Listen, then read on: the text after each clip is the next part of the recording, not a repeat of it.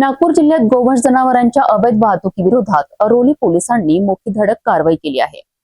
कोंढामेडी परिसरात सापळा रचून पोलिसांनी एका ट्रकमधून तब्बल 35 गोवंश जनावरांची सुटका केली आहे। जनावरांना अमानुष पद्धतीने कोंबून वाहतूक केली जात असल्याचे उघडकीस आले असून या प्रकरणी एका आरोपीला अटक करण्यात आली आहे। या कारवाईत 10,50,000 रुपयांचा मुद्देमाल जप्त करण्यात आला आहे।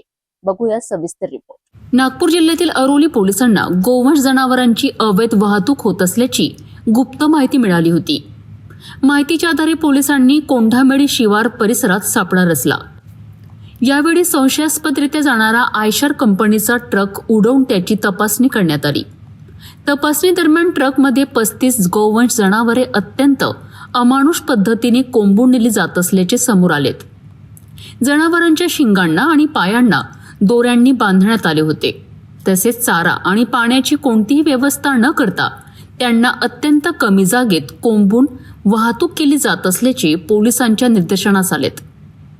या कारवाई दरम्यान ट्रक चालक सय्यद फिरोज सय्यद अमीर वय 47 वर्ष राहणार नागपूर याला ताब्यात घेतले। पोलिसांनी सुमारे 7 लाख रुपयांचा ट्रक आणि 3,50,000 रुपयांची गोवंश जनावरे असा एकूण 10,50,000 रुपयांचा मुद्देमाल जप्त केलाय।